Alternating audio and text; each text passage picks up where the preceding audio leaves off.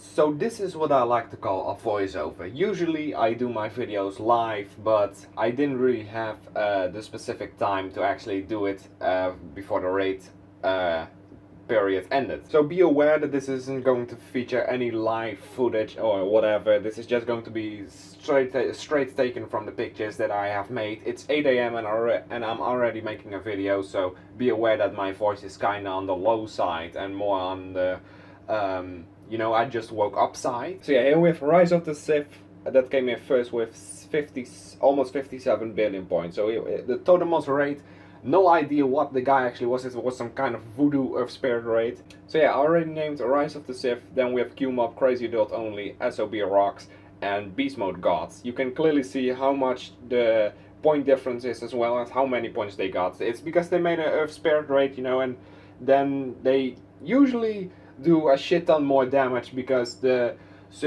boss isn't super effective against your elements, while you actually can do twice as much damage as you can to him. You know, because if it's Water Earth, for example, the raid boss will be doing super effective damage if you're 4 times as effective against him.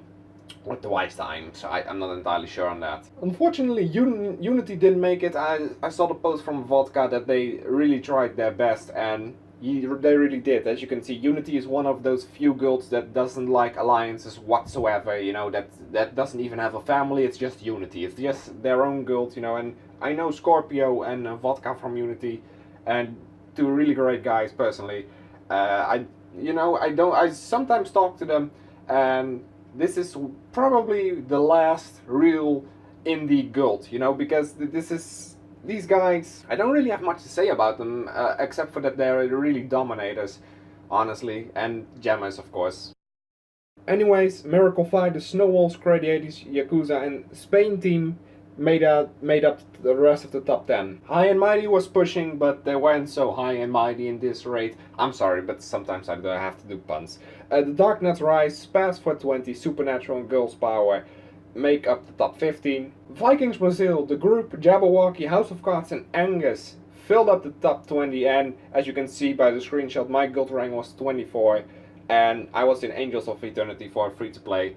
And here, as you can see, the Dispels of Delusion, Angels of Darkness, Knights of Orions, and Active Dodge, you know, are the rest that make up for the entire top 25. So here we have the top raid players. So here we have Sir Joseph. I'm not entirely sure from what guild he was from anymore.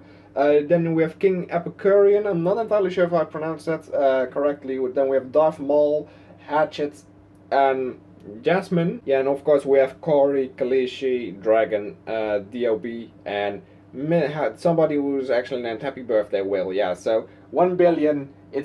The raid boss was harder this time, honestly. I don't know how much harder it actually got, but sometimes, you know, because the armors get way too strong, so in my opinion, they get way too strong, way too fast. I mean, we're almost at 20k in terms of attack or defense already. I mean, I've already seen people with 16k attack and 1500 lives, and myself is barely scraping around 10k as of lately. Even though the war and raid armors are getting better, I do realize that, but you know, it seems to me that the usual stat gap between raids and wars, you know, and every month was not that many when it came to epics or Dragonforge for that matter. But Shadowforge, with every season, they seem to have like another 500 attack and defense. So basically around 1000 more as the last season. Is it going too far, too fast? It kinda is, honestly, because the gap will become way bigger, you know, and it's hard to keep up sometimes, especially as free-to-play players, you know. So yeah, big shout out to everybody that was in Angels of Eternity. Alpha and Siggy did way beyond what I actually expected they were going to do. I mean, honestly, 400 million. Alpha, you did really well there. Of course, Sonya, Steve, and Chelsea, they all did good too. And I don't have any screenshots from the rest of the top 10. I decided to name the top 5 only. The top guild, or the top indie board in terms of your guild, so the thing that you can see right here, the point board for your own guild, what they should actually do is feature new things in that too, because 12 fusion boost if you're number 1, it's not really something worth going for, you know. I mean, it's supposed to be competitive in raids, you know, that you're going to see who's the actual strongest and who can make or rack up the most points. But honestly, with a with 12 fusion boosts, you know, and it's not even 5 stars, it's 2 stars, you know. If it was 5 stars, I would say yes, let's go for it. But honestly, those 12 fusion boosts, they don't really make up for anything.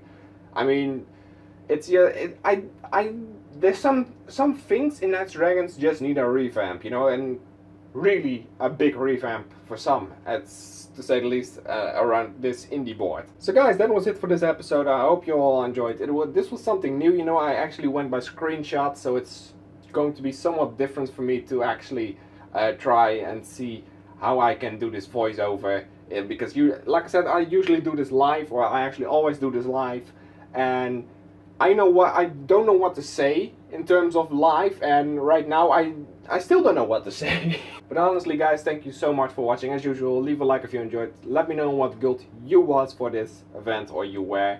Yeah, sometimes I just speak. I don't speak regular English anymore. So yeah, share this video with your lawnmower, and I hope to see you all again. Also, small announcement, Eternality Domination on this weekend. If you want to join, PM me, it's top 15, and it doesn't really have that high of mints.